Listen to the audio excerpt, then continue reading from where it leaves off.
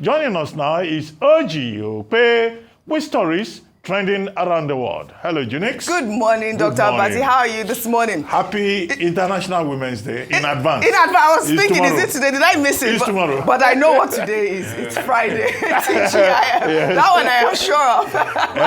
I won't see you tomorrow. Yes. That's why I'm wishing you happy International Women's Day ahead Thank of you very much. accelerating action on women issues. Right. Absolutely. I love it. Do you know our ombudsman, Mr. Kayode Komolafe, says he's a male feminist, so he really appreciates. I mean, that's the first time I'm hearing that term. I love it. Well, good morning, he for she. I love it. And you are Gender friendly. Gender friendly, okay. You are. I know that for sure. Well, good morning, Ayo, and happy International Women's Day in advance. Absolutely. Great month. Critical month, and it's so, I mean, it's coincidence that we're talking about this whole. Are you boycotting? No, you shouldn't. I think we need to discuss serious things. Let's not do the optics. Let's not do the. Well, all right. Well, good morning, Rufi on fire. How are you this morning? Perfect. Well, all right. Well, good morning to you, viewers.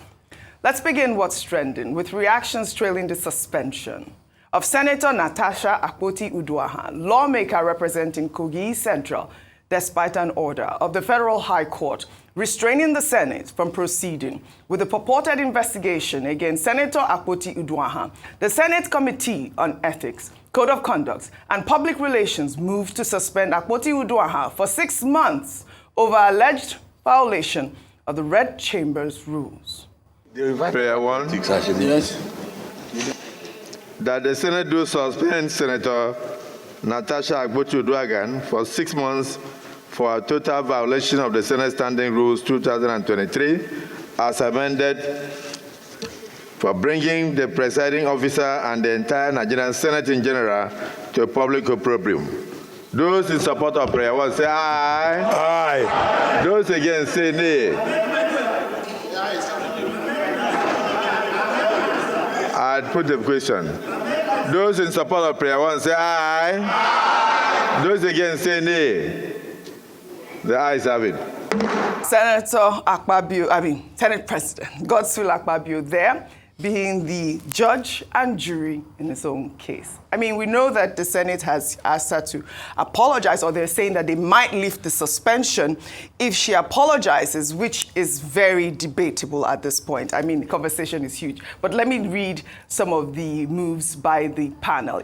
Well, the recommendations of the Senate panel on Natasha Akpoti's seating arrangement. I'll read them. They say, 1, the Senate panel recommends the suspension of Natasha Akpoti-Uduaghan from all legislative activities effective March 6, 2025. 2, her office should be locked and she must hand over all Senate properties in her possession to the clerk of the National Assembly for the duration of the suspension. 3, neither the senator nor her staff should be seen within the premises of the National Assembly during the suspension period. Her salaries, allowances, and those of her legislative aides should be suspended, along with the withdrawal of all security detail for the duration of the suspension. 5, she should be barred from representing herself locally or internationally as a senator of the Federal Republic of Nigeria during the suspension. 6, the Senate Committee on Ethics, Privileges, and Public Petitions recommended a 6-month suspension for the lawmaker representing Kogi Central. I thought it was important to read this out for our viewers who are just tuning in at this moment. But I mean, I believe Senator Oji had stopped, that, is it order 4 or which one was it? Allowing her staff probably to be able to, to be paid. But I think what we should question here is the fact that, her salary is being withdrawn at the same time that for her suspension.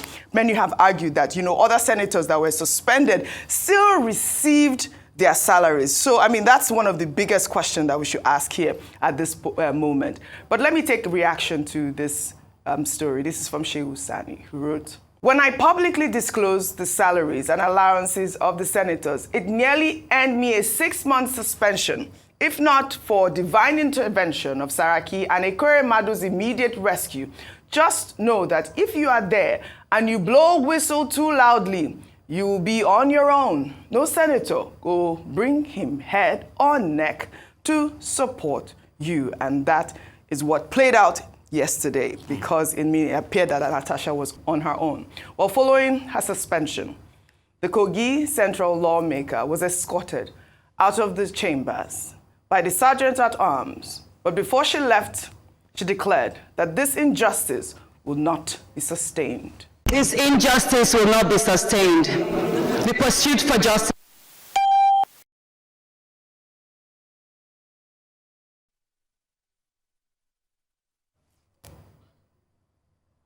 She was about to speak there. They turned off her mic. She was not allowed to be heard before the petition was delivered as well. I mean, what sort of injustice was that?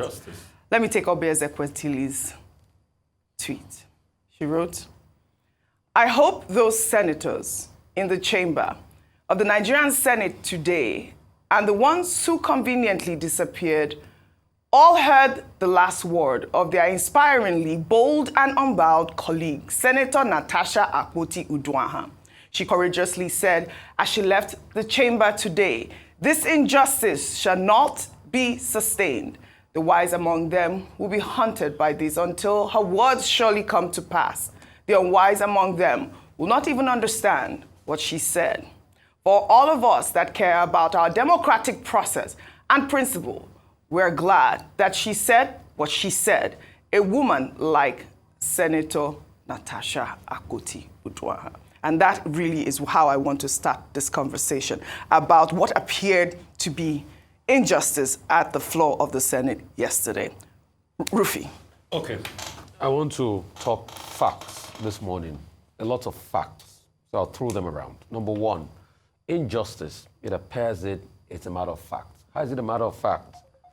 The Senate Committee, Chairman on Ethics, violated the Nigerian Constitution yesterday. There was a court order served on him that the case should not go on until, I think they variated on the 10th of March, thereabout. But they said, oh, the National Assembly takes preeminence more than the court process. I'll read what the Nigerian Constitution says. Section 4, Section 8, Judicial Review Legislative Powers. This section states explicitly the exercise of National Assembly powers or the State House of Assembly powers is subject to judicial review. Nigerian Constitution, not my opinion, not Rufai talking. Nigerian Constitution, the ground norm. Section 6(b), judicial powers extend to all actions and decisions. This grants the judicial authority to adjudicate all matters, all disputes involving the National Assembly. The Senator Masue violated this because, as quoted in a Tribune newspaper, he said the National Assembly takes preeminence. Based on this, they didn't hear our side of the story. There was no fair hearing, and they wrote their reports hastily. The question you ask is, why did they hastily write the report? Because they wanted to nail her. And they read the report out, indicting her, without hearing her own side of the story in this. I mean, we've seen more egregious scandal. People were given the right of reply. You remember the case of Senator Elisha Abu, when he had the sex toy something? Yes, yeah. He was given the right of reply. We even remembered how he was shouting on the First Lady now during his session. And I think that session, where he was subjected to the Ethics Committee, was broadcast live. We saw excerpt of that. We saw the excerpt of the interchange.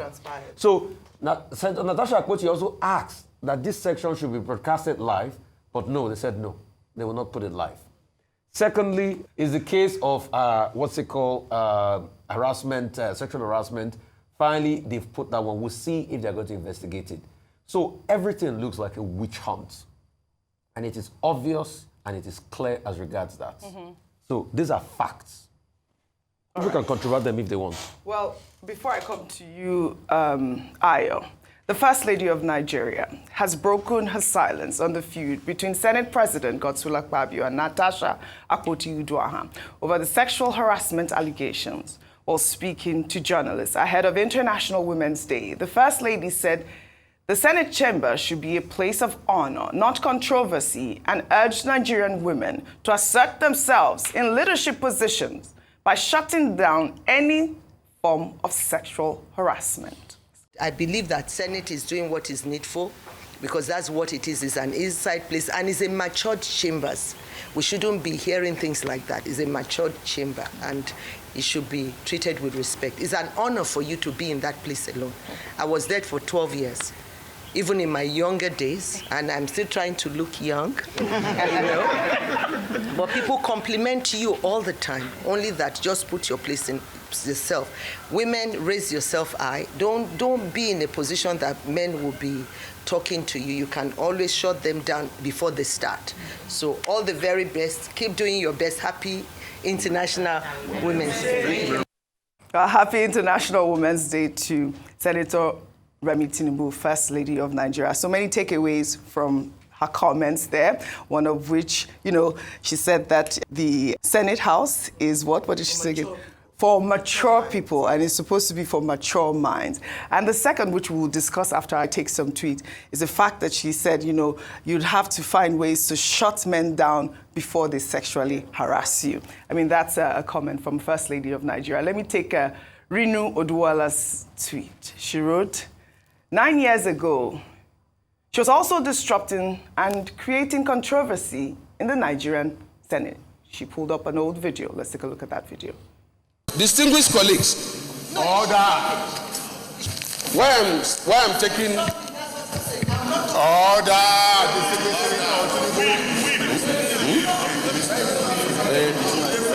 Order, distinguished Senator Tinubu. Somebody's on the floor.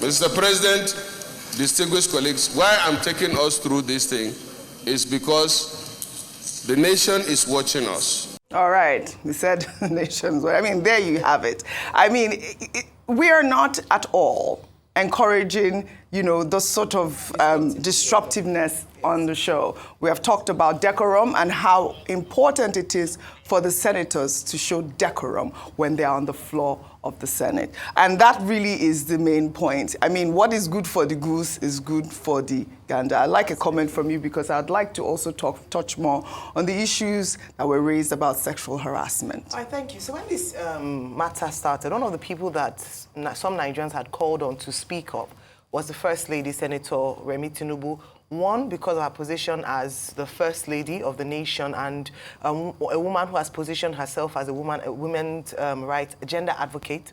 And then second as well, because of her history and experience as having been a senator of the Federal Republic of Nigeria, a woman at that. So it was expected that she would understand some of the peculiarities of the challenges that women in the chambers face and be able to speak objectively to this matter.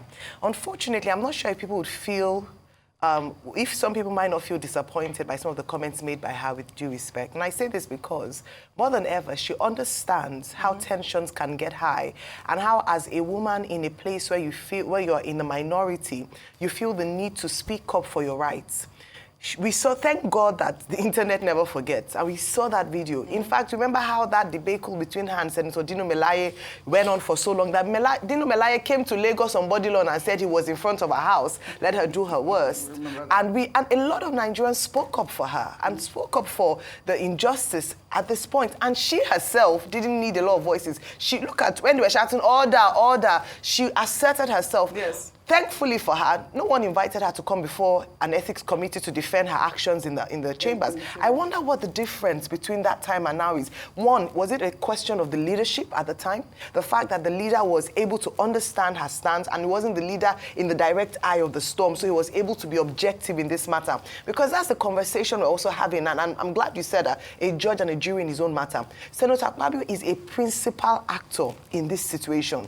He ought to has been advised by well-meaning Nigerians to at least recuse himself. I said earlier on, even if it were for the optics alone, to show that in the chambers, things are done properly, and I'm a man of integrity. Therefore, I'm willing to subject myself to investigation to prove the fact that I am not, all these things you've said. But unfortunately, that didn't happen. What made matters worse is that it seemed as if her voice was further oppressed and depressed because she wasn't allowed to speak at all. She had to put in the mic, and then her mic was switched off, and she was unceremoniously walked out.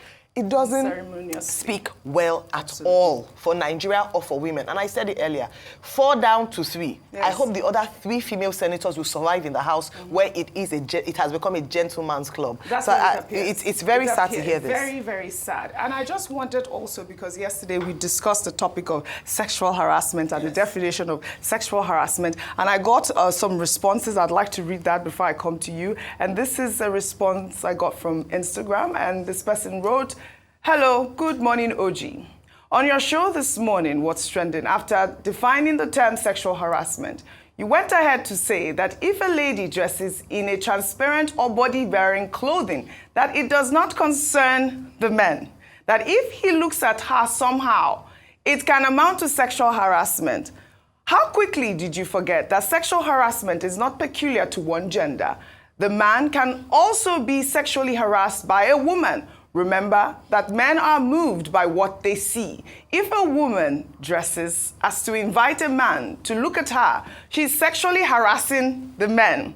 Inasmuch as anyone can dress as it pleases him or her to social events, it is not so for official events and workplaces. We're all parents, and whatever side we take, it will affect our own children of the opposite gender." And this is from Mwadi. I believe Mwadi missed the session when we talked about the fact that it goes both ways. So because Natasha Akpoti-Uduaghan was the topic and she's female, we concentrated on her topic. Of course, we have advocated here, and you also said it, Dr. Abati, yesterday, that it goes both ways. You teach your men, you're smiling, you teach your men how to behave, you teach your women how to behave as well. But also, let me just, again, read the definition of sexual harassment before I come to you, Dr. Abati.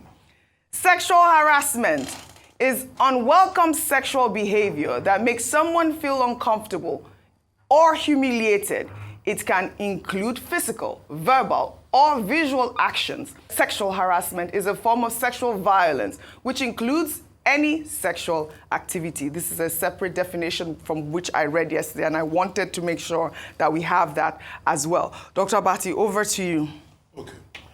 I think the issues are as follows. Yes. Earlier on today, I said that, look, beyond the melodrama on the table or on the floor of the National Assembly, I think that the major thing here is that in terms of the conversation, public attention has been drawn afresh, regardless of whatever attitude anybody has towards it, about certain fundamental issues, about misogyny, or if you like, you call it sexual harassment, about the place of women in politics, and also about, the conduct of persons representing Nigeria at the highest levels. Those are issues of debate that will not go away. That these are issues that Nigeria will return to again and again about women representation and their place in politics. So in terms of issues, those are, live subjects that we'll continue to deal with. That may well be the gain of the whole of this melodrama. Now to the substantive issue. Under Section 60 of the 1999 Constitution, the Senate has the right, or the National Assembly, if you like, to make its own rules for the conduct of its own affairs. But the same Constitution of Nigeria, also recognizes the separation of powers. Principle established by Baron de Montesquieu in 1745 in an essay titled The Spirit of Law. The spirit of law, that is separate, sections of government, the legislature, the executive,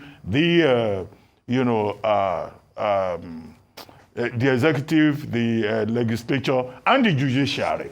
They are separate, but they can work together to defend the spirit of the law.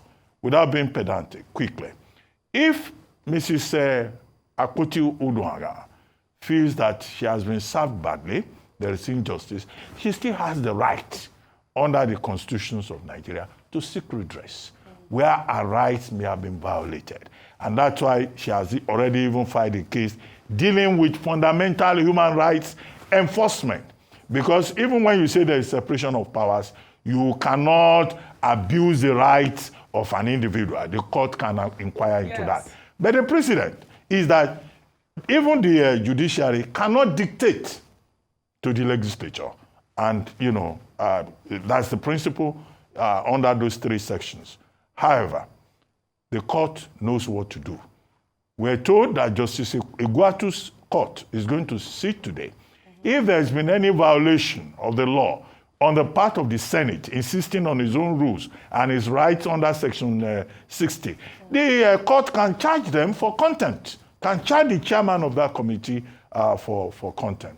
That, I think, is a major issue. Yeah. But this conversation will continue. Rights where they've been violated should be defended. And I see that you are concerned about Mrs. Uduaghan's salary. Why? The thing is that in the past, other persons who were suspended collected their salaries. That's the point. I feel it's fair. Maybe they should allow her to have a salary, whether she needs it or not. But it's just unfortunate that the people who have been served the short end of the stick in this are the people of Kogi Central that she's representing.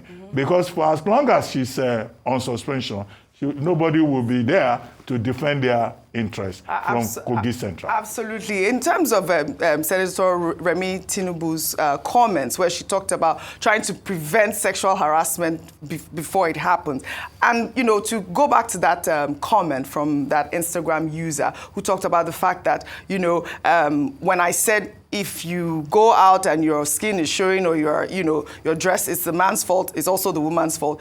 I mean, do you understand that people in Saudi Arabia get raped, get sexually harassed, and they are fully clothed? Yeah.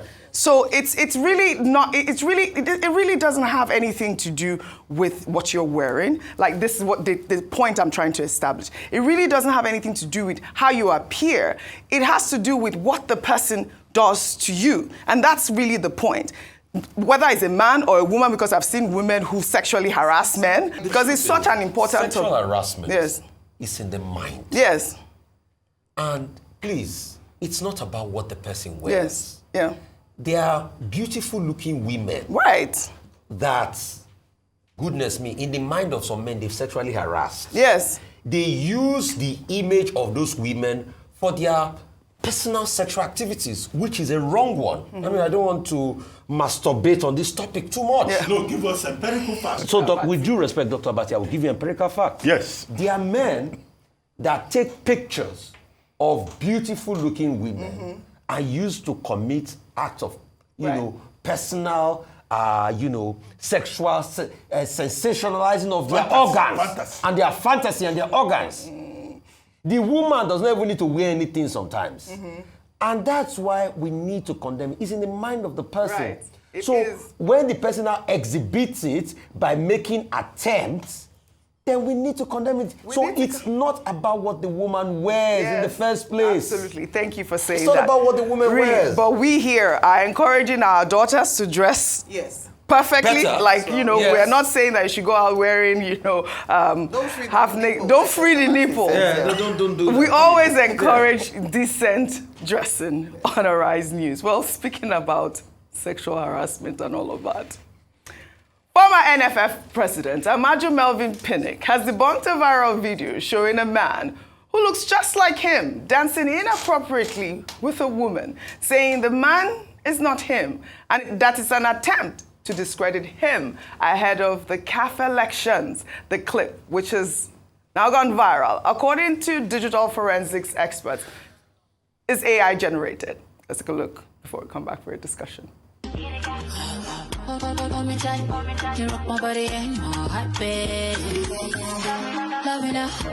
is the kind of love I'ma talk about.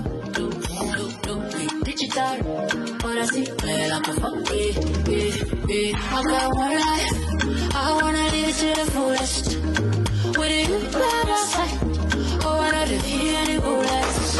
I got yo, my baby got That's pure sexual harassment. I mean, really, the man is basically dancing. It looks, it looks really, really strange. But I'm glad Amaju Pinnick has debunked this video. I mean, definitely what AI can do. Dr. Bati, you were sending me different sort of videos, AI generated and all of that, but that's what AI can do. It is not Amaju Pinnick, and like he said, it's an attempt to discredit him and, you know, ahead of his election. We have what they call doppelgangers. Yes. So that man looks like he's looks just like him. Yeah. But you know, if you look at him closely, Amaju Pinnick has a more athletic frame than this person. But at the time that Amaju Pinnick is running for a position in the FIFA Council, I think some cynical, you know, persons will may just be trying to demarcate him to show that, oh, this is the man who is going to the FIFA Council. But it's just as well that you have brought this to show that it's not him. Maybe a doppelganger.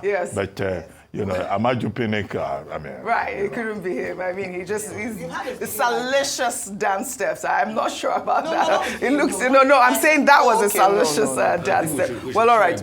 Yes, congratulations, really. Getting back on the FIFA board. We're really proud of the work he's done. Absolutely. Congratulations, Amaju Pinnick.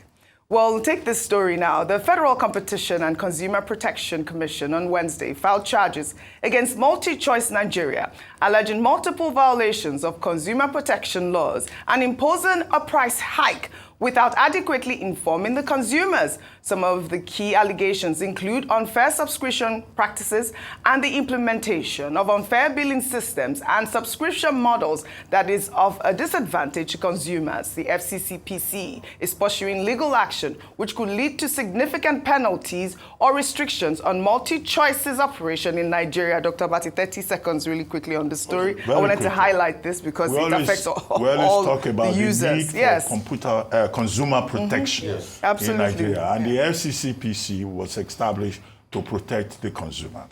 Now, when Babatunde Urukera was there, you know, this was a major issue. Now, we have our colleague, former chairman of the editorial board of this day newspaper, former commissioner for environment in Lagos State, Tunji Bello, as the man in charge. Now, what has happened is that the FCCPC has gone to the Federal High Court of Lagos and 3-count charges against MultiChoice and John Ugbe, the MD, for violating FCCPC Act, sections 30, 110, 119, punishable under sections 159, sub 3 and 4 of the same FCCC Act of 2018. Now, what are the allegations? That they told them to hold on, but they went ahead and increased tariffs. But those tariffs have already been increased. So why is the FCCPC acting after the fact? Because we are now paying more already for the tariffs. What is the excuse that MultiChoice is given? Inflation, difficult business environment, which is the same excuse that other businesses are giving, that this is a very difficult environment to do business. Landlords have increased rent. Other people have increased prices. Schools have increased prices. GSK and Sanofi, they have left Nigeria because of this difficult environment. Okay, why the target on MultiChoice? This is not the first time that MultiChoice will be taken to court.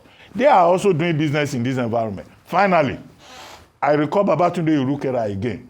He said in his time, I think it was on this station or another one, that FCCPC does not fix prices, but that there is a clause in the Act that says, okay, they can, for a temporary period, fix prices, but they will have to recommend to the president and get approval. 2, it says people are confusing pay as you go in telecom with pay as you view, which is different. So this subject has been dealt with before. Maybe FCCPC should look at his own books and see what that same body had decided on this matter before now. And why MultiChoice? Why don't they take landlords to court? Well, all right. They should take landlords to court. And schools, private schools. I don't know why you're pointing at me about private schools. Private schools, I agree. Well, all right. Well, as we mark Women's Month, we would like to pay tribute to Anike Agbaje Williams, a trailblazing figure in African broadcasting. who passed away on February 26 at the age of 88. Agbaje Williams made history by becoming the first face to appear on African television during the test transmission and official opening of Western Nigeria Television on October 31st, 1959. Western Nigerian Television, now known as Nigerian Television Authority (NTA), was the continent's first television station. Agbaje Williams also earned the distinction of being the first voice heard on the Western Nigerian Broadcasting Service, Africa's first commercial radio station, earning her the nickname Double First for those pioneering achievements. She died peacefully in Ibadan, your state capital, where she had lived most of her life. I thought it was important to highlight this. What would I say? I mean, she was a trailblazer, amazing. May her soul rest in peace. Well, before we end What's Trending today, let's highlight 23-year-old Zuriel Oduwole, a Nigerian advocate for peace, education, and gender equality, who has been nominated for the 2025 Nobel Peace Prize in our Good News Report.